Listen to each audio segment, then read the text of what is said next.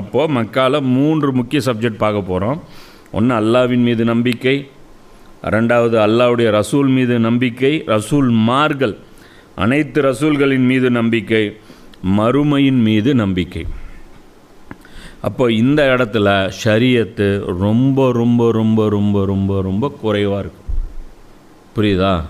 ஜக்காத் பற்றி விரிவாக ஒன்றும் இருக்காது, தொழுகை பற்றி விரிவாக ஒன்றும் இருக்காது, ஹஜ்ஜு பற்றி பேச்சே இருக்காது, ஹலால் ஹராமை பற்றி பெருசாக பேச்சே இருக்காது.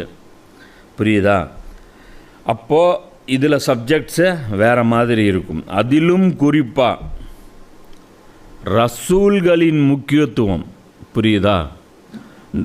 ரசூல்களின் முக்கியத்துவம் இதை பற்றி அதிகம் வலியுறுத்தப்பட்டு இருக்கும்.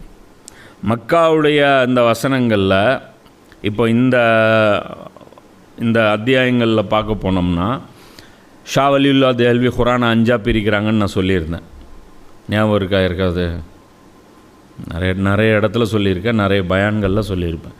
தஸ்கீர் பில் ஐயாமுல்லா, அல்லாவுடைய நாட்களை கொண்டு உபதேசம் செய்யப்படுவது. ஸோ அந்த மாதிரியான வசனங்கள் அதிகம் இருக்கும். அல்லாவுடைய நாட்கள், இது என்ன அல்லாவுடைய நாட்கள்? அல்லாவுடைய பெரிய நாட்கள், ஐயாமுல்லா, அல்லாவுடைய பெரிய நாட்களுக்கு பயந்து கொள்ளுங்கள். சில முடிவுகள் பெரிய நாட்கள், புரியுதுங்களா?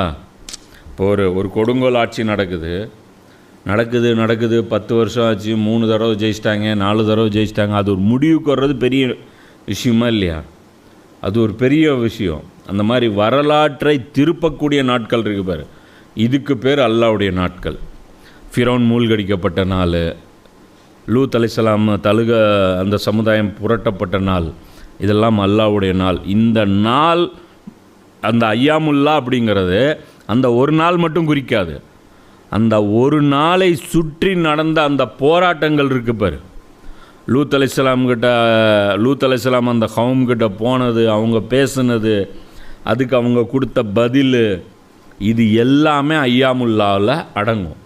அந்த ஒரு நாள் மட்டும் அது கிடையாது. அந்த சம்பவங்கள் எல்லாமே ஐயாமுல்லாவில் அடங்கும். அது அல்லாஹ் கொடுக்கக்கூடிய மிரட்டல்.